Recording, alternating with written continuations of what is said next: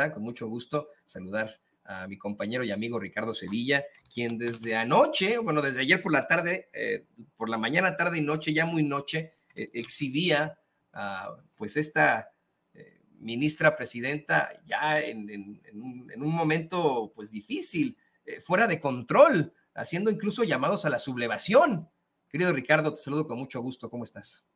Estoy muy bien, mi querido Toño, público memorioso. Efectivamente, desde la mañana del día de ayer le presentábamos aquí en el reportaje especial para Sin Censura las corruptelas ordenadas por la ministra presidenta de la Suprema Corte de Justicia y del Consejo de la Judicatura, Norma Piña. Le habíamos hecho una cuenta, fíjate, Toño, es preciso hacer la corrección.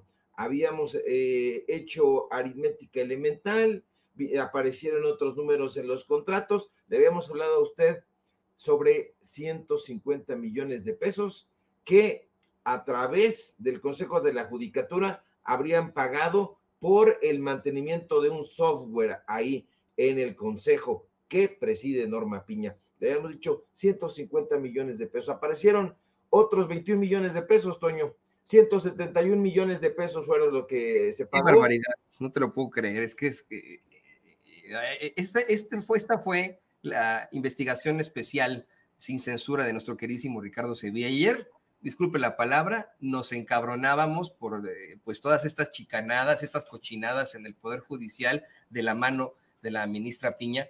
No me digas esto más, mucho más dinero nos quitan, nos roban estos infames. Así es, mi querido Toño, aparecieron unos números ahí, nada más 21 millones de pesos, y es que estuvieron pagando, como le informábamos el día de ayer en nuestro reportaje, a unos personajes, a técnicos en computación, que la verdad, he de decirlo, no creo que le hayan pagado.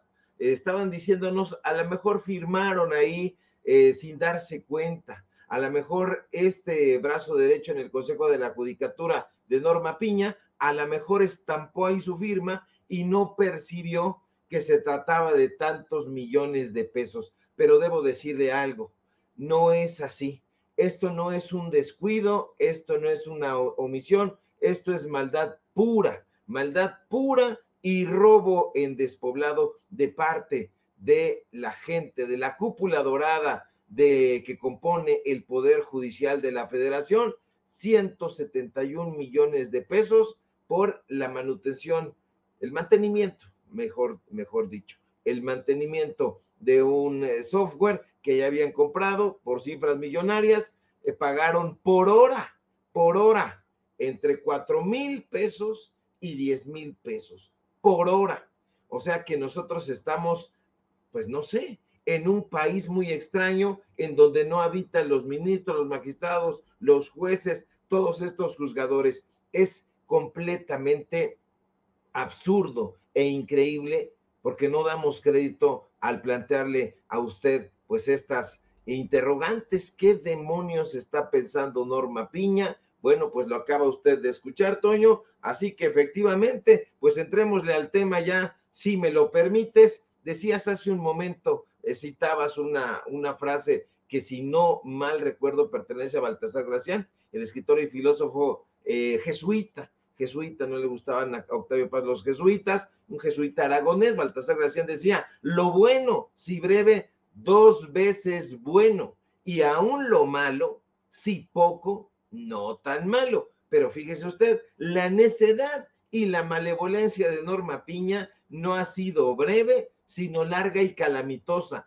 Norma Piña está enardecida, está completamente fuera de control, fuera de sus cabales. La ministra presidenta de la Suprema Corte de Justicia de la Nación se creyó la tontería que ha estado difundiendo desde el día de ayer la reportera del periódico Excelsior, ahí donde trabaja Pascal Beltrán, ahí donde se da la mano con Ciro Gómez Leiva, la señora Leticia Robles de la Rosa, quien asegura, desde ayer está con esa necedad, que hay un complot en la Corte para destituir a la pobre ministra presidenta Norma Piña, y ella dice que detrás de ese complot está la ministra del Pueblo, Lenia Batres, y la ministra Yasmín Esquivel. que la quieren destituir, y entonces ha sembrado esta duda en Norma Piña. Y fíjese, ayer conversábamos con algunas personas que trabajan ahí en la Suprema Corte de Justicia de la Nación y nos aseguraron, Toño, que Norma Piña se montó en su macho y ordenó a sus asesores: a ver, vengan para acá, les tengo una misión, redáctenme un posicionamiento, pero de ya, rápido. Entonces le redactan el posicionamiento y sale a leer el prompter. Ella sí tiene prompter, un teleprompter ahí enfrente que acaba usted de escuchar. Se lo pusimos aquí en Sin Censura. Entonces ahí lanza esta arenga, porque es una arenga a los trabajadores del Poder Judicial, completamente fuera de sí. Norma Piña hace este llamado a la rebelión, una rebelión en la granja de la Corte, de la Suprema Corte de las Injusticias. Y ahí Norma Piña, de lo que me parece completamente irresponsable, hace este llamado a la sublevación. Ahora, Toño, lo importante es darle contexto a la gente. Esto se trata de poner a los trabajadores y a las trabajadoras del Poder Judicial en contra del gobierno, en contra de la transformación, en contra de el presidente López Obrador y de la futura presidenta Claudia Sheinbaum, y eso tiene el fin de amagar o de intentar amagar al gobierno federal, a los legisladores, para que en su momento no avance la reforma o la propuesta de reforma al Poder Judicial. Y está desesperada Norma Piña, completamente enloquecida, enardecida, pero en ese enardecimiento lo que está haciendo es tratar de lanzar al frente de batalla a los trabajadores del Tribunal Electoral del Poder Judicial de la Federación, del Consejo de la Judicatura, de la Suprema Corte de Justicia de la Nación, desde luego, del Tribunal Agrario, de los juzgados de circuito, en fin, a todos ellos los está tratando de poner al frente para que peleen una batalla en donde ellos realmente no están inmiscuidos. Ayer Claudia Sheinbaum precisamente hacía un llamado a los trabajadores del Poder Judicial para que no se dejaran pillar, para que no se dejaran capturar por las garras afiladas de la desinformación. ¿Por qué, Toño? Porque la ministra Piña quiere engatusar a los trabajadores del Poder Judicial y venderles la idea chafa, desde luego, de que López Obrador es un malévolo, que Claudia Sheinbaum también lo es, y tienen un objetivo atroz: boicotear los derechos de los trabajadores y trabajadoras del Poder Judicial de la Federación. Pero evidentemente Norma Piña, Norma Lucía, miente con todos los dientes. Lo único que está haciendo es tratar de envenenar el pensamiento de los trabajadores y las trabajadoras del Poder Judicial para que salgan a pelear una batalla a favor de los privilegios que tienen ella y su grupúsculo. Fíjate nada más, ayer estábamos viendo precisamente este mensaje que comparten en las redes oficiales de la Suprema Corte de Justicia. ¿Y qué crees, Toño? Que nos dimos cuenta de la manipulación que es capaz Norma Piña y su equipo, porque hay un historial de ediciones. Cuando usted entra a la red social de X, ahí usted puede publicar, pero si ya no le gusta, si le quiere hacer alguna modificación, si quiere enriquecer su texto o empeorarlo, puede editarlo. Durante 60 minutos tiene la posibilidad de editar el mensaje, y entonces eso fue lo que sucedió. Lanzan un primer mensaje, después dicen, no, hay que hacer un cambio, pero ahí hay un cambio clave que es muy importante decir. Fíjate, lo voy a decir con todo el contexto. El mensaje original decía: mensaje de la ministra Norma Lucía Piña Hernández, presidente de la Suprema Corte de Justicia de la Nación, la Corte y del Consejo de la Judicatura Federal. Un mensaje. ¿Pero qué crees? Minutos después, el mensaje aparece editado y con un agregado que nos pareció sumamente revelador. El mensaje ya modificado, dice: mensaje de la ministra Norma Lucía Piña Hernández, presidenta de la Suprema Corte de Justicia de la Nación, la Corte del Consejo de la Judicatura, a las trabajadoras y los trabajadores del Poder Judicial de la Federación. Toño, este agregado es absolutamente revelador y clarifica de qué lado masca la iguana. ¿A qué me refiero? El agregado es a las trabajadoras y los trabajadores del Poder Judicial de la Federación. Usted puede verlo, checarlo ahí en el historial de versiones. Yo la invito y le invito a que lo haga. Ahora, esta frase, esta nueva versión es enfática en una parte que me parece sumamente importante. Norma Piña está lanzando o intentando lanzar como carne de cañón a las trabajadoras y a los trabajadores del Poder Judicial para que salgan a pelear enojados, enardecidos, porque ellos piensan, porque ya están aquí las informaciones, desafortunadamente ya está incubándose el resentimiento en algunos trabajadores, ya tocó la entraña de los trabajadores, de algunos en el Poder Judicial, y dicen: caramba, sí es cierto, la ministra Piña es una defensora de todas las prestaciones que nosotros hemos ganado. No es así, no es así. Ahí hay maldad y sevicia de Norma Piña, Toño, porque en realidad no han leído la propuesta de reforma al Poder Judicial. Es muy importante que se lea, que se haga esta revisión. ¿Por qué? Porque no va por ahí la cosa. Esta reforma tiene el objetivo de democratizar al Poder Judicial de la Federación, porque hemos platicado con algunos trabajadores y trabajadoras que laboran ahí en el circuito de los juzgados, que trabajan en el poder de la judicatura, etcétera, etcétera, y nos dicen: oye, Sevilla, fíjate que yo ya tengo tantos años trabajando aquí y simple y sencillamente no paso de perico perro. ¿Por qué? Porque Norma Piña y sus secuaces tienen todo cooptado, tienen todo para ellos y no se puede avanzar laboralmente.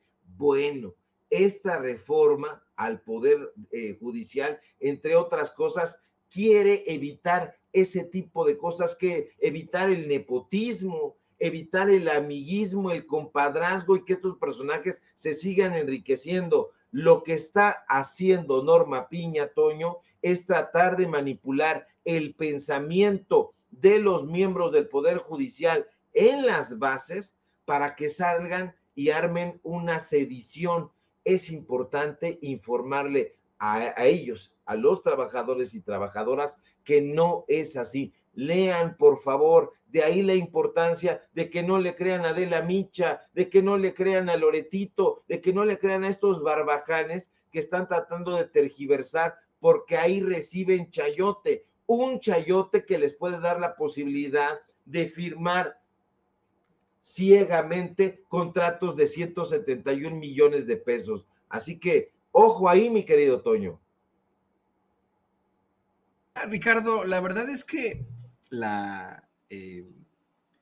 pues la maldad de la que hablas, con la que se conduce la ministra presidenta de la Suprema Corte de Justicia de la Nación, ha sido exhibida siempre detrás de bambalinas. A mí me viene a la mente aquella vez en la que amenazó al ahora gobernador electo de Puebla, Alejandro Armenta, cuando era pues el líder del Senado de la República, líder de bancada de Morena, si no me equivoco. Me llama la atención que lo haya amenazado, que le haya mandado estos mensajes muy distintos a, ya sabes, ¿no? La jerga jurídica, estas palabras domingueras con las que siempre se conducen supuestamente de manera institucional, ¿no? Este tipo de personajes. Yo creo que deberíamos quitarnos las máscaras y le pido al equipo que nos grabe, ¿no? Yo creo que la ministra presidenta debería simple y sencillamente quitarse la máscara, hablar como verdaderamente habla, referirse pues a la gente como se la ha pasado amenazando a políticos, a impartidores de justicia vía WhatsApp y a altas horas de la noche. Y esto aportaría mucho más al discurso. Creo que incluso sería propositivo para ella, porque no la veríamos como un robot haciendo un llamado a la sublevación con libros que me imagino no ha leído, ¿no? Que tiene ya atrás. Es la típica, ¿no? De muchos leguleyos, ¿no? Poner ahí su despacho lleno de libros que a lo mejor es pura utilería.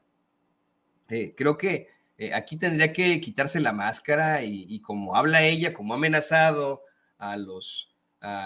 como amenazó a Alejandro Armenta, hoy gobernador electo de Puebla, como amenazó a los magistrados del Tribunal Electoral del Poder Judicial de la Federación, pues también conducir este tipo de mensajes diciendo, oiga, no estoy de acuerdo con esto, nos vamos a poner a esto, pero sin la máscara, sin esta opción tan chafa de dirigirse a sus funcionarios con una serie de palabras ahí domingueras, chafas, ¿no? Eso por una parte. Por otra parte, quiero preguntar, yo me declaro culpable, yo pensé de forma muy negativa que no íbamos a conseguir llegar a los 2/3 de mayoría, porque así lo marcaban las encuestas. Eso es lo que planteaban las encuestas, decían que no íbamos a llegar en la cuarta transformación a conformar con Morena y sus aliados 2/3 de la Cámara de Diputados que se necesitan para aprobar reformas estructurales, reformas constitucionales. Basándome en esas encuestas dije, no, pues no la vamos a lograr y me equivoqué. Hoy, pues está claro que se configura ese plan C, se configura esa mayoría absoluta en la Cámara de Diputados, pero todavía quedan todos estos obstáculos de los que nos has venido hablando tú, querido Ricardo, obstáculos puestos por la ministra presidenta y por el Poder Judicial frente a una reforma a la que se podrían enfrentar. Y hay que ser muy honestos, estos personajes tienen mucho poder. Su poder es poderoso, por valga la redundancia, ¿no? Ahí estoy siendo muy reiterativo, pero su poder es muy poderoso. Han detenido leyes, tienen la capacidad de meter a la gente a la cárcel, de sacar a la gente a la cárcel cuando ellos quieran. O sea, ¿cuántas injusticias no han cometido en nombre de la ley? Estos personajazos están al nivel de la Santa Inquisición. ¿Tú cómo ves? ¿Ves un septiembre en el que se llegará a esa reforma judicial? ¿Los mexicanos podremos elegir a nuestros impartidores de justicia? Sería lo ideal, mi querido Toño, porque la democracia mexicana es una democracia recién nacida, es un lienzo. Mire usted, aquí yo tengo una luz y yo aprendí de Juan Carlos Iracheta cuando era muy niño, que era un personaje que presentaba curiosidades, que las moscas siguen la luz.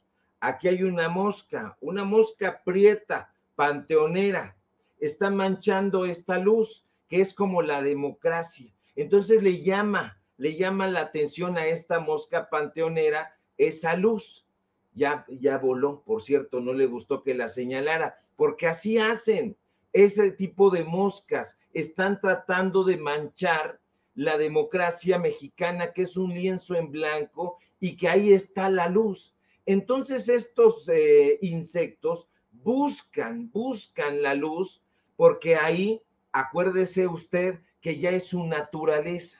Y desafortunadamente, la naturaleza de estos personajes, de estos ministros, de estos magistrados, de estos jueces que son colocados ahí por dedazo, por nepotismo, por amiguismo, por compadrazgo, ha sido la moneda de uso corriente a lo largo de la historia del Poder Judicial, a lo largo de la historia del Tribunal Electoral del Poder Judicial de la Federación.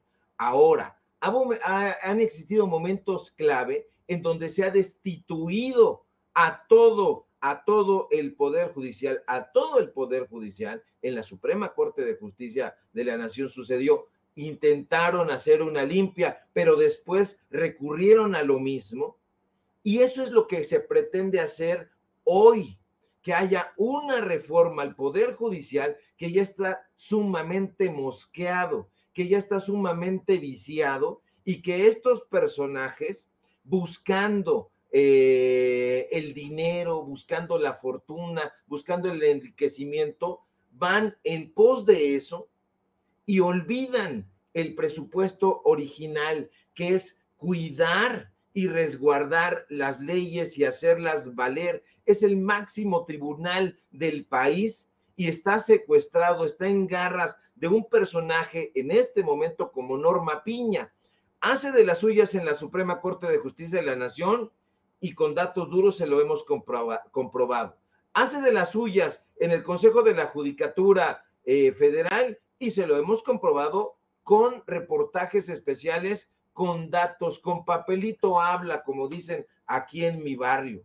Y pese a todo, la señora, en lugar de renunciar avergonzada, continúa y hace cosas peores. Y una de esas cosas peores es justamente lo que ha hecho el día de ayer, hacer un llamado a la sublevación e inocular ese odio en el Poder Judicial. Es que va a desaparecer el Poder Judicial. No, perdóneme usted, no va a ser de esa manera. Esto es una estupidez, una tontería. En todo caso, lo que se pretende hacer, y qué bueno que así sea, es fortalecer al Poder Judicial y que estas aves de rapiña se larguen a otro lado a sobrevolar por allá en las obras. Y hablando de sobras, lo que están haciendo en los medios de comunicación corporativos, y le hablaba yo hace un momento del caso de Leticia Robles de la Rosa, una de las reporteras estrellas junto con Ivonne Melgar ahí en el grupo Imagen,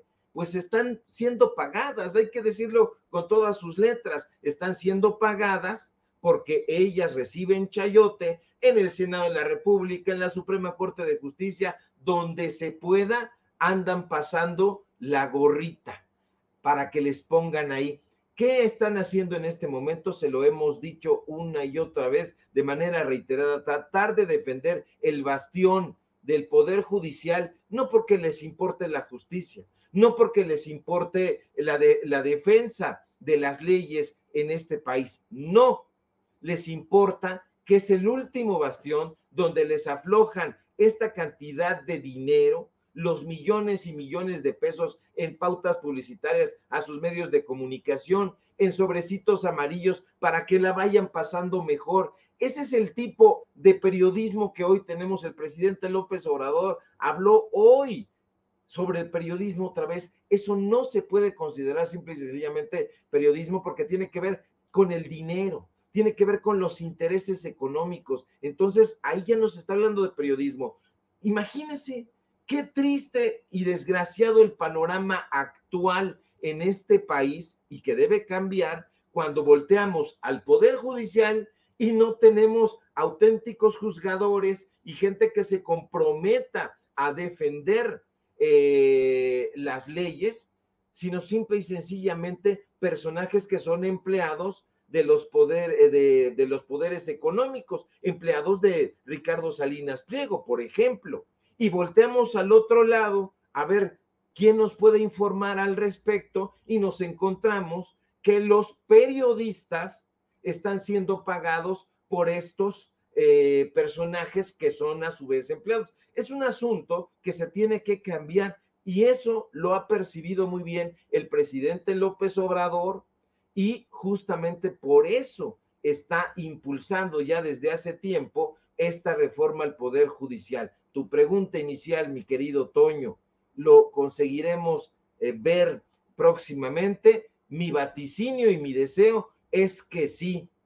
Dependerá de cómo se vayan acomodando las aguas, de que se den los acuerdos necesarios, porque acuérdense que también la política es de acuerdos. No se trata aquí de hacer berrinches y decir yo quiero esto, yo quiero aquello, yo lo quiero para mí, le dieron a él, no me dieron a mí. No, no se trata de eso. A eso vale gorro. Lo importante es luchar por el bien común, y si a mí no me va mejor o no me va tan bien en esta, buscaré a lo mejor en la que viene. ¿Por qué? Porque no estoy luchando para mí, no estoy luchando por un bien personal, sino por un bien público, por un bien nacional, por un bien de la comunidad. Y si estamos luchando para bien de la comunidad y del pueblo, pues entonces estamos en el camino correcto. Pero si estamos luchando para bien personal, entonces bien haríamos en emprender la ruta hacia otro lado. Así es, y la verdad es que yo le agregaría a esto que necesitamos fiscalizar ese proceso, el proceso que llegará como una iniciativa a la Cámara de Diputados, todo ese proceso legislativo, hasta sus últimas consecuencias nosotros como pueblo, y tomar el ejemplo absoluto de nuestros hermanos de Bolivia y verdaderamente defender la democracia si es necesario. Querido Ricardo, me dio como siempre mucho gusto platicar contigo, fue pues un momento muy interesante que estuvimos aquí al exhibir las peripecias de la ministra Norma Piña. Te pido por favor que nos compartas tus redes sociales para que la gente se ponga en contacto contigo. Claro que sí, mi querido Toño. Síganme, por favor, en mis redes sociales, en X, @Sevilla Crítico, en Facebook, Ricardo Sevilla, así nada más.